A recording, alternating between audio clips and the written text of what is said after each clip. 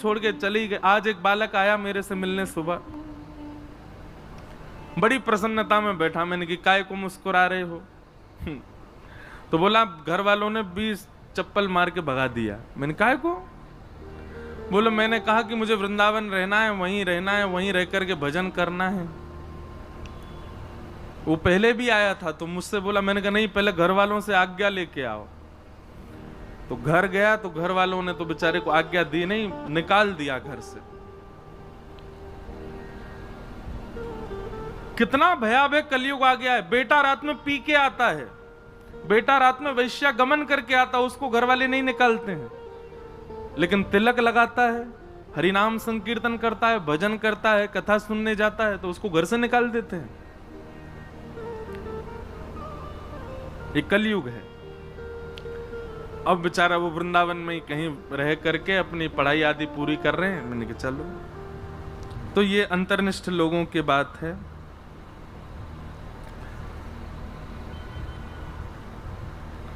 किन्हीं का भाव है कि गोविंद में हृदय अति लग रहा है, श्री राधा रानी में मन नहीं लग रहा, क्या करें? ठाकुर जी आपकी भक्ति से प्रसन्न नहीं है।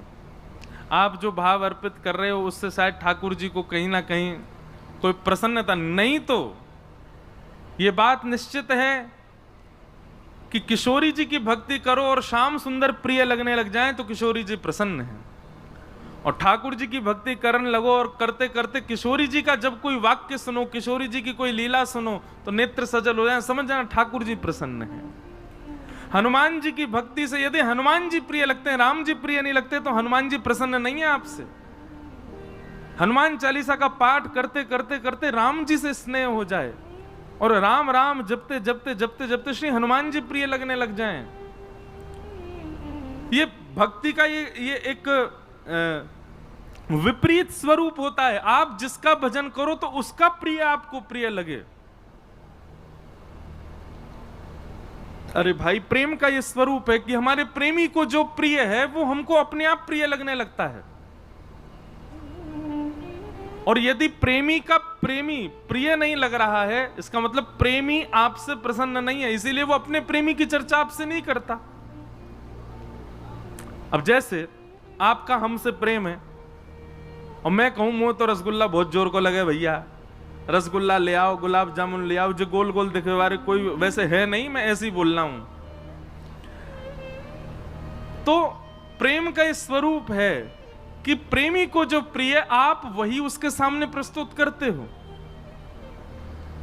प्रेमी को जो प्रिय आपको भले वो प्रिय ना हो, फिर भी आप उसके आश्रय में जाकर के थोड़ा चिंतन करते हो, देखते हो अच्छा ठीक है इनको भिंडी सब्जी पसंद है, हम खा के तो देखें कैसी लगती।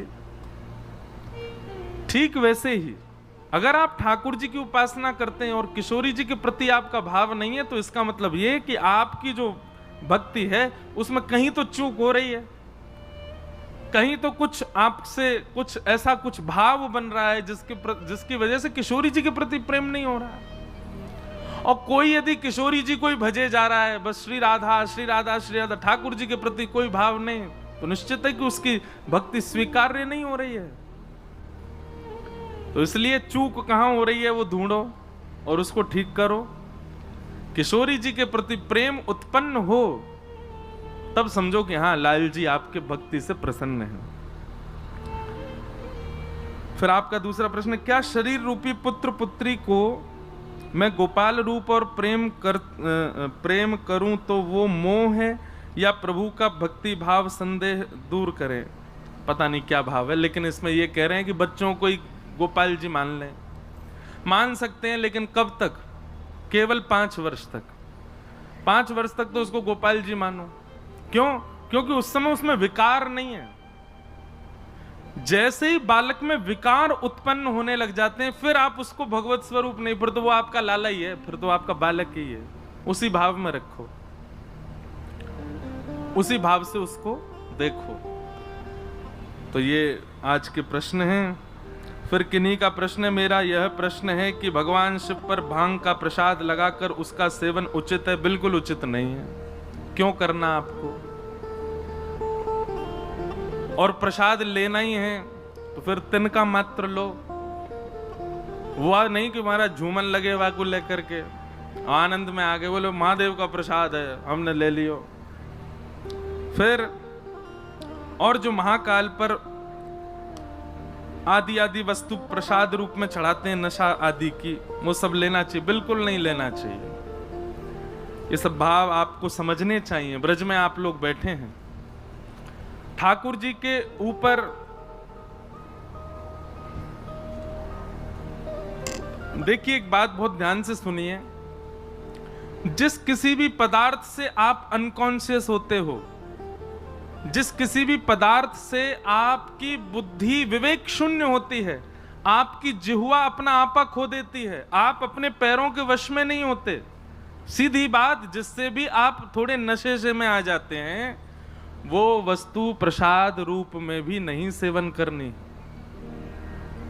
और कहीं कहीं विधान है उसके प्रसाद का, तो फिर उसको प्रणाम मात्र करो। दृष्टि से भी प्रसाद स्वीकार होता है। अब कहां है ये तो भगवान जाने, कहां कहां प्रसाद लगता है ऐसी चीजों का। पर भैया एक बात बोलें, अगर झूमना ही है, नशा करना ही है, तो भक्ति को करो। ये बाह्य पदार्थ को कहा करना।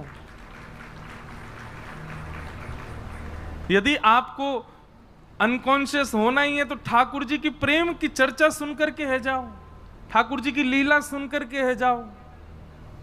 ये सब बाह्य वस्तु पा करके अपने आप को आपे से बाहर करके वो पड़े महाराज दुल्लर तिल्लर, आंख खुल नहीं रही हैं, लाल लाल पड़ गए, बोल कछू रहे हैं, निकल कछू और रोए, चल कहीं रहे हैं, जा कहीं और रहे हैं। ऐसी ही ठीक सिचुएशन होती है भक्ति मार्ग में, वो करके देख लो। सांसारी व्यसन और भगवान के नाम पे तो कभी भी नहीं। मैंने एक जगह कथा में कहा था, ये महादेव के नाम पर जितने लोग नशा करते हैं, महादेव अपनो त्रिशूल पहना रहे हैं, बोलो मिलो बेटा काउ देना तुम मोए, देखूंगा तुम्हें। महादेव का प्रसाद तो विष भी है, पी लो। महादेव तो वो भी धारण करते हैं नीलकंठ। चलो हम आपको अनुमति दे रहे हैं, महादेव पे चढ़े हुए प्रसाद खूब पाओ, लेकिन शर्त है कि महादेव को तीसरा प्रसाद जो है का है विष, उसकी भी एक बूंद आपको चाटनी पड़ेगी। अगर आप वो कर सको तो फिर लो। कितना मतलब ये सोचो कि मानव किस स्थिति में पहुंच गया, अपने सुख के विचार के लिए कुछ भी कर सकता है भगवान का प्रसाद बना करके। ऐसा नहीं करना है। भगवान के नाम पर लोग वैसे ही बहुत कुछ कर रहे हैं। भगवान के नाम पर, लीलाओं के नाम पर, कथाओं के नाम पर, ब्रज के नाम पर, रास के नाम पर, ना जाने क्या आधुनिकता जीवन में ला रहे हैं। भैया ये घनघोर पाप है, ऐसा कभी नहीं करना है। इसकी व्यासपीठ से हम तो अनुमति नहीं देते, बाकी आप जानो। बोलो वृंदावन बिहारी लाल की जय। आइए आज की पावन कथा में प्रवेश करें। कान्हा कुंवर के कर पल्लव पर, मानो गोवर्धन नृत्य करे। कान्हा कुंवर गाइए के कर पल्लव पर, मानो गोवर्धन नृत्य करे। कल हम लोग श्रवण कर रहे थे, सब ब्रजवासियों को लेकर के ठाकुर जी श्री गिरिराज जी की शरण में पहुंचे। गिरिराज जी की शरण में पहुंच करके सब ब्रजवासी ने अपने अपने घर को 56 भोग लगायो। 4 भुजा वारे श्री गोवर्धन नाथ प्रकट भय, सब ब्रजवासी को प्रसाद स्वीकार कियो।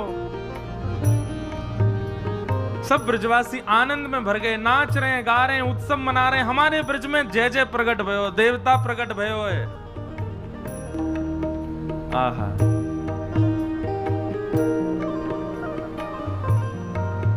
ठीक कर लो। ठाकुर जी प्रकट भय हैं, सब ब्रजवासी आनंद में भर करके नाच रहे हैं, गा रहे हैं, उत्सव मना रहे हैं।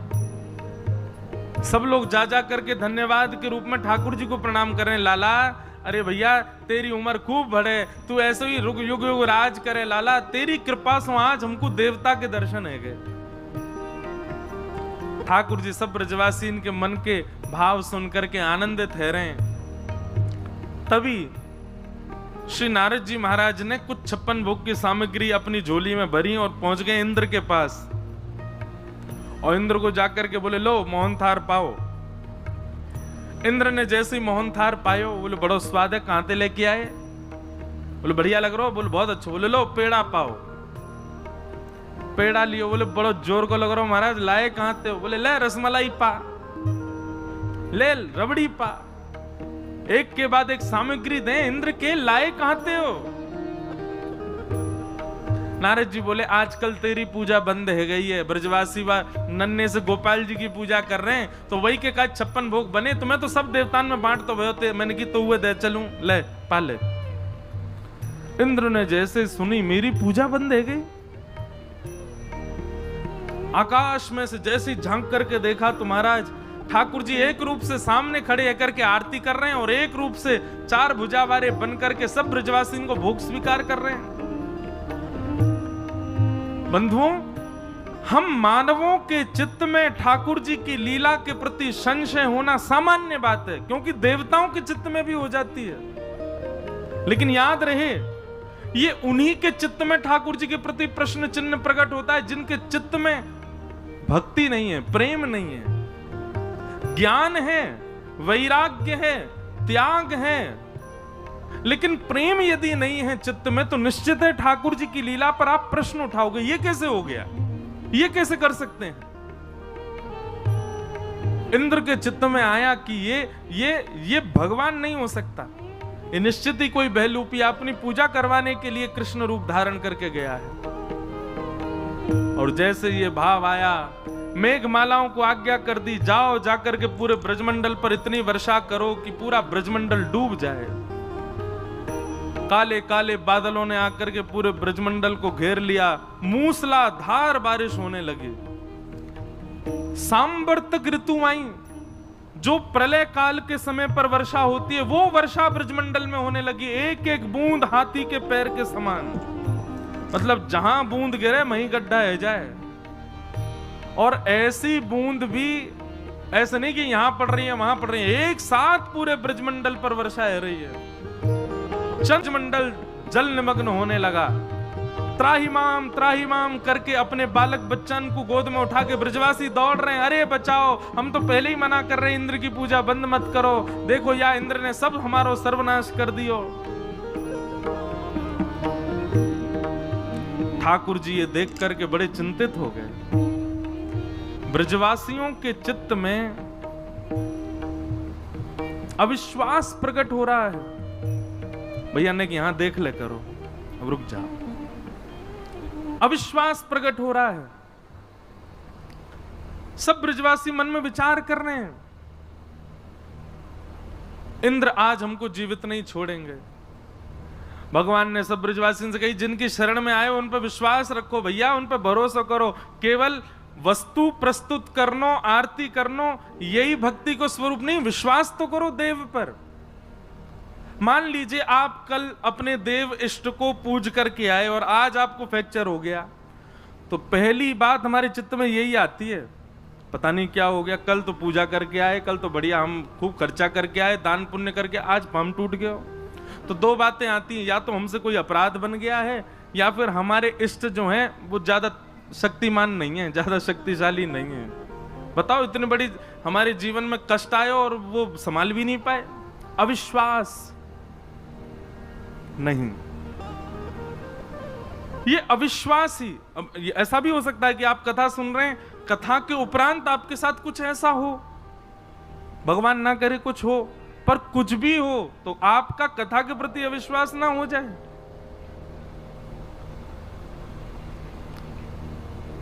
वही अविश्वास भक्ति में अपराध है। ठाकुर जी की शरण में गए हो तो फिर उसके बाद चाहे जो हो वो सब हमारे प्रारब्ध से है। बस ये समझना चाहिए कुछ और बड़ा होना था, लेकिन ठाकुर जी ने सूक्ष्म में ही टाल दिया है। उसके प्रति अविश्वास भाव मत रखो। ब्रजवासी सब दौड़ने लगे, बोले भैया जय इंद्र नाराज है गोदी का। ठाकुर जी ने सबको रोका लेकिन कोई सुने नहीं ठाकुर जी की बात। भगवान बोले इन सबके चित्त में विश्वास उत्पन्न करना पड़ेगा, इन सबके चित्त में श्रद्धा उत्पन्न करनी पड़ेगी, नहीं तो यहां आकर के इतनी सेवा पूजा सब व्यर्थ हो जाएगी।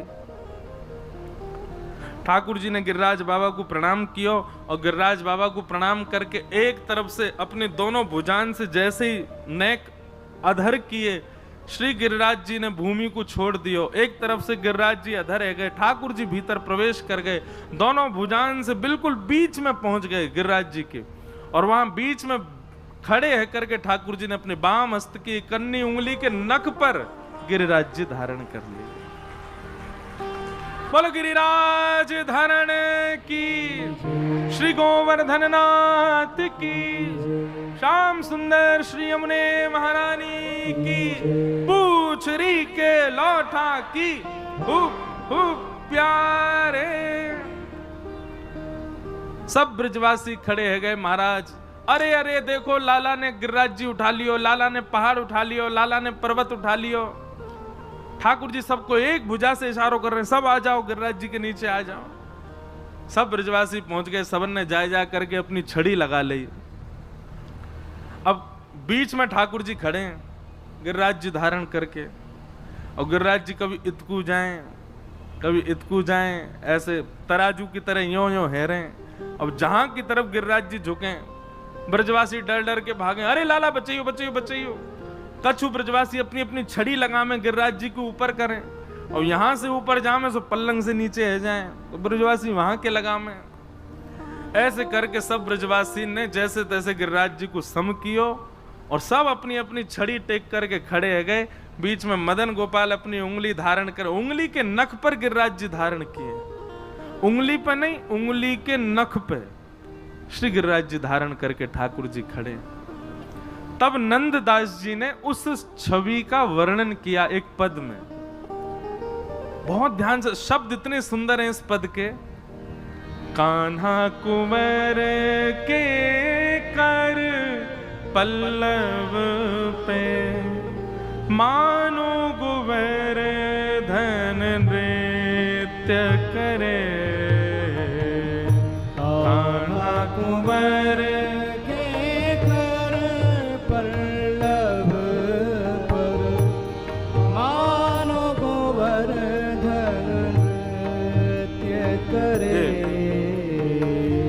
आप लोगों को पता ना दिख रहे हैं कि नहीं, ये रहो नंददास जी को चित्र, अष्ट सखा बैठे हैं ना नीचे, ये है नंददास, इनको ये पद है। कान्हा कुंवर के कर पल्लव पर, मानो कुंवर धन नृत्य करे। कान्हा कुंवर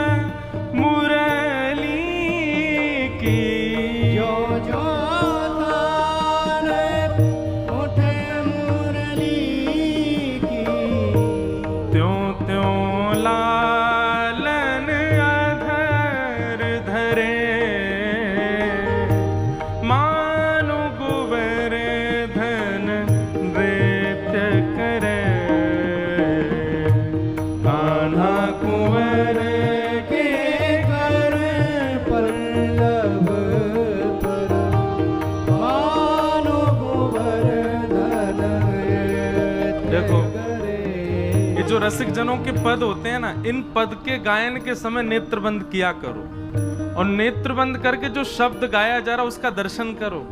अब दर्शन कैसा है कि बीच में ठाकुर जी अपनी एक अन्य उंगली धारण करके गिरिराज जी को धारण करके खड़े हैं, गिरिराज जी कभी उल्टे हाथ को नीचे जा रहे हैं, कभी सीधे हाथ को नीचे जा रहे हैं, तो श्री नंददास जी कह रहे हैं ओहो, ठाकुर जी के कर के ऊपर गिरिराज जी मानो नाच रहे हैं, इत इत को जा रहे हैं, आनंद में भर गए श्री गिरिराज जी। और उनके नृत्य को, अब भैया कोई नाच रहा है तो कछु ना कछु वाद्य तो बजने चाहिए। तो जैसे ही गिरिराज जी नृत्य करने लगे, ठाकुर जी की कमर में बंधी हुई वंशी अपने आप स्वर निकालने लगी, ज्यों ज्यों तान उठत मुरली की, अपने आप वंशी के स्वर प्रकट होने लगे। ठाकुर जी ने एक भुजा से वंशी निकाल करके अपने अधर पर धारण कर ली, दूसरी भुजा से गिरिराज जी धारण करके खड़े हैं और श्री गिरिराज जी मदमस्त है करके नृत्य कर रहे हैं ठाकुर जी के कर पर।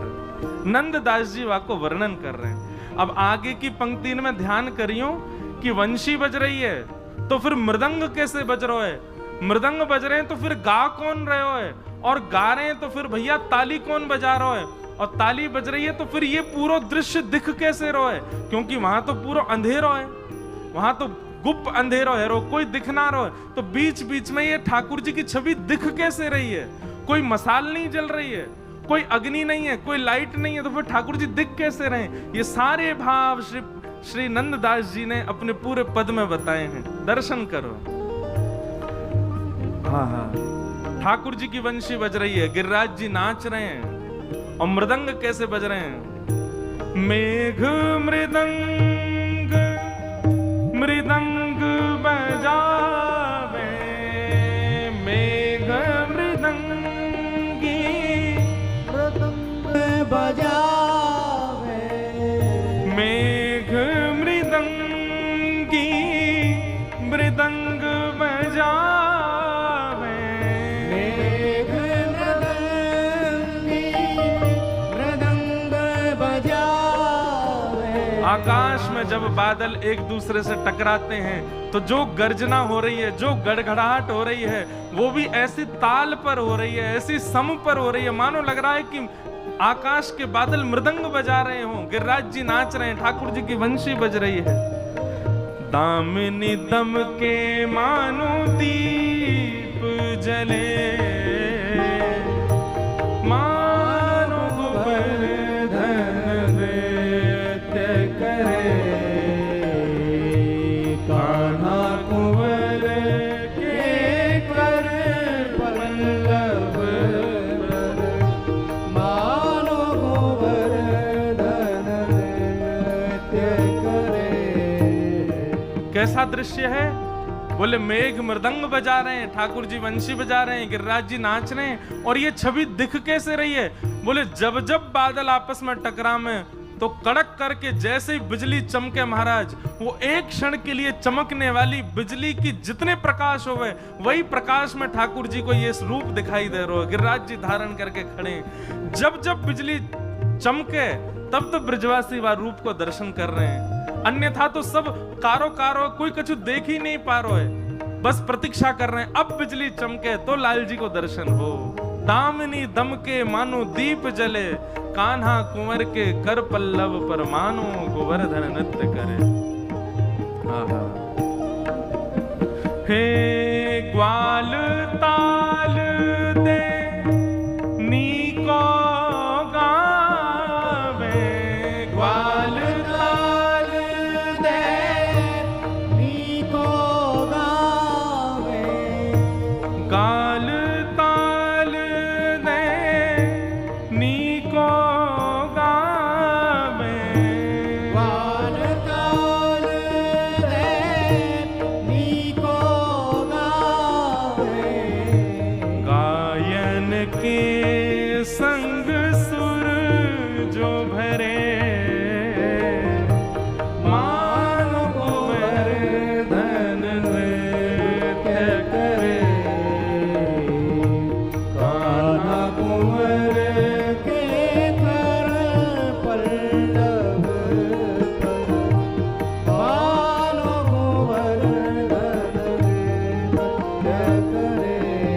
आहा, कितनी सुंदर छवि है। मृदंग बादल बजा रहे हैं, वंशी ठाकुर जी बजा रहे हैं, गिरिराज जी नाच रहे हैं, बीच बीच में बिजली कड़क के दीप जला रही है, और इन सबन को अपनी ताल बना करके ग्वाल बाल सब ताल दे दे करके गा रहे हैं। बोल गिरिराज धरण की। मंगल गायन सब ग्वाल बाल चारों ओर बैठ करके कर रहे हैं, और वहां में भी एक अद्भुतता, गायन के संग सुर जो भरे। गैया जो रमावे ना, ये अम्मा अम्मा करके जो गैया बीच बीच में बोले, वो भी स्वर में बोल रही है, वो भी स्वर दे दे करके सबन को उत्साह वर्धन कर रही है। कान्हा कुंवर के कर पल्लव पे, मानो कुंवर धन नृत्य करे।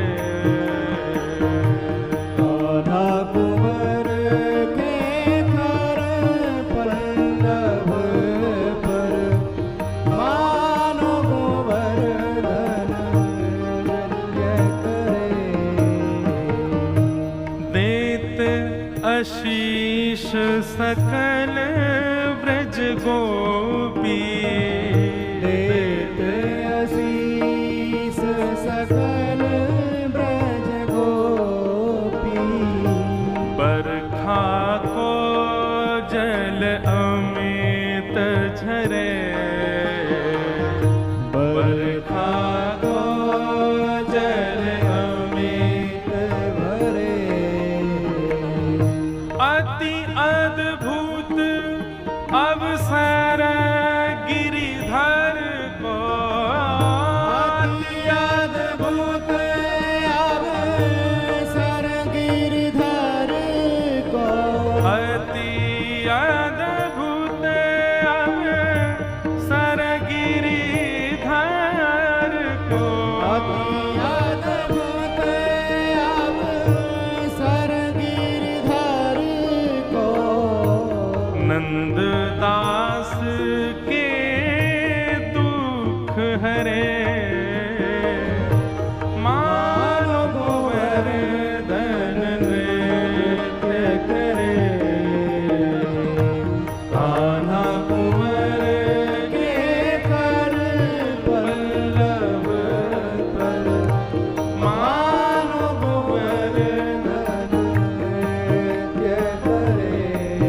गिरिराज धरण प्रभु तुम्हारी शरण। गिरिराज धरण प्रभु तुम्हारी शरण। गिरिराज धरण प्रभु तुम्हारी गिरिराज धरण प्रभु तुम्हारी शरण। शरण। रखो लाज हमारी गोवर्धन, रखो लाज हमारी गोवर्धन। हे रखो लाज हमारी गोवर्धन। रखो लाज हमारी गोवर्धन। हे गिरिराज धरण प्रभु तुम्हारी शरण। गिरिराज धरण प्रभु तुम्हारी शरण। गिरिराज धरण प्रभु तुम्हारी शरण। गिरिराज धरण प्रभु तुम्हारी शरण। हे गिरिराज धरण प्रभु तुम्हारी शरण। गिरिराज धरण प्रभु तुम्हारी शरण। ओ रखो लाज हमारी गोवर्धन। रखो लाज हमारी गोवर्धन। ओ रखो लाज हमारी गोवर्धन। रखो लाज हमारी गोवर्धन। आओ गिरिराज धरण प्रभु तुम्हारी शरण। गिरिराज धरण प्रभु तुम्हारी शरण। गिरिराज धरण प्रभु तुम्हारी शरण। गिरिराज धरण प्रभु तुम्हारी शरण। तुम्हारी शरण। गिरिराज धरण प्रभु तुम्हारी शरण। गिरिराज धरण प्रभु तुम्हारी शरण। गिरिराज धरण बोल गोवर्धन नाथ की। की जय।